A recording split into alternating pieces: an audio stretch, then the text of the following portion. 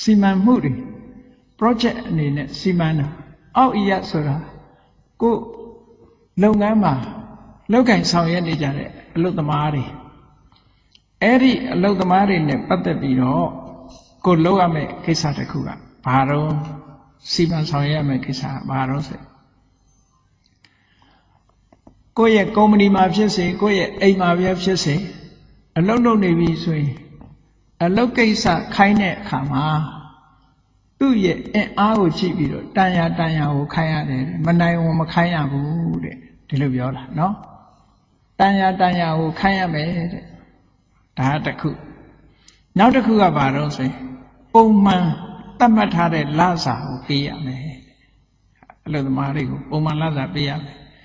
နေမကောင်းထိုင်မသာရှိပြီဆိုလို့ရှိရင်ကြည့်မနေရဘူးကိုကကုညီပြုစုပေးရမယ်တဲ့ဟောထူးထူးခြားခြား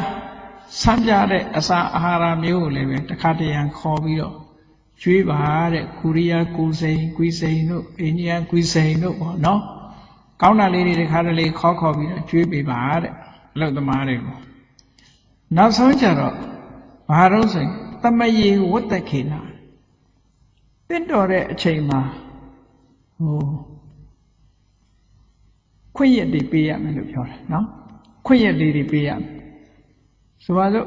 အမျိုးသမီးတွေဆိုလို့ရှိရင်ကိုလေးလက်ဝင်ဖြစ်လာလို့ရှိရင်ခွင့်ရပေးလမ်းစာမဲ့မဟုတ်ဘူးလမ်းစာနဲ့ခွင့်ရတွေပေးတယ်အဲ့ဒါလို့ဆိုလို့ရှိရင်အဲ့ဒီအလုတ်လုတ်တဲ့အလုတ်သမားတွေဟာကိုယ့်ရဲ့အလုတ်ရှင်ပေါ်မှာပို့ပြီးတော့ကျေးဇူးတင်လာပြီးတော့အလုတ်သမားအလုတ်ရှင်ဆက်ဆံရေးဟာပိုကောင်းလာတယ်ဒီလိုပြောတာနော်အဲ့ဒါလို့လုံးမလုံညုံစိတ်ချရတယ်တဲ့အဲ့ဒါလို့လုံညုံစိတ်ချအောင်ဒီလိုအလုတ်သမားတွေကိုအခုလိုခိုင်းလို့မိမိဘက်ကတာဝန်ကျေတဲ့အခါမှာအလုတ်သမားဘက်ကအလုတ်ရှင်ကိုပြန်ပြီးတော့တုံ့ပြန်လာတာတွေရှိပါတယ်တဲ့တုံ့ပြန်လာတာဘာလို့ဆိုအလုတ်သမားကဝတ္တရားခြေတယ်စောစောထားတယ်နောက်မှအိတ်တယ်ဝေယဝိဆာလုပ်တဲ့အခါမှာအမြဲတမ်း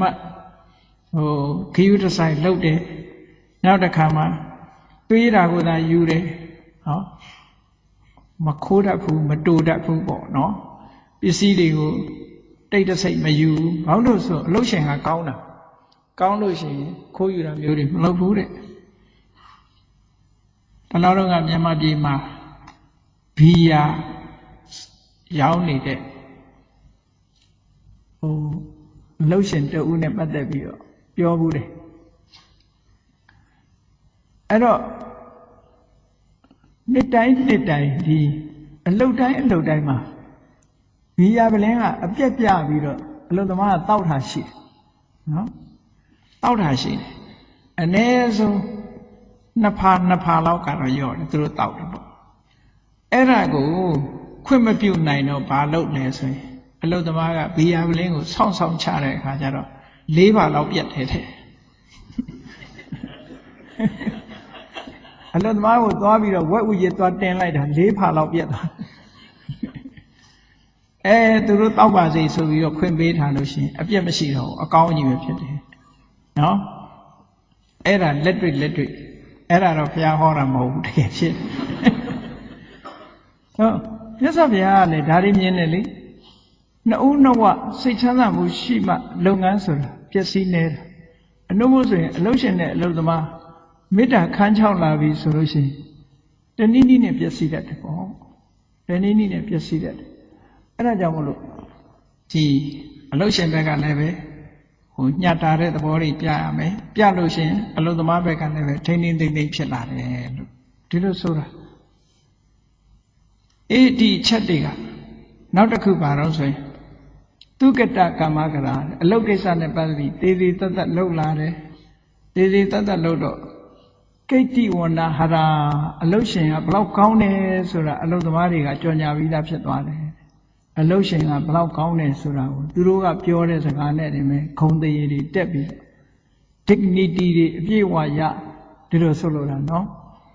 အဲ့တော့မြတ်စွာဘုရားဟောတဲ့အတိုင်းဆက်ဆံရေးကောင်းကြမယ်ဆိုလို့ရှိရင်တော့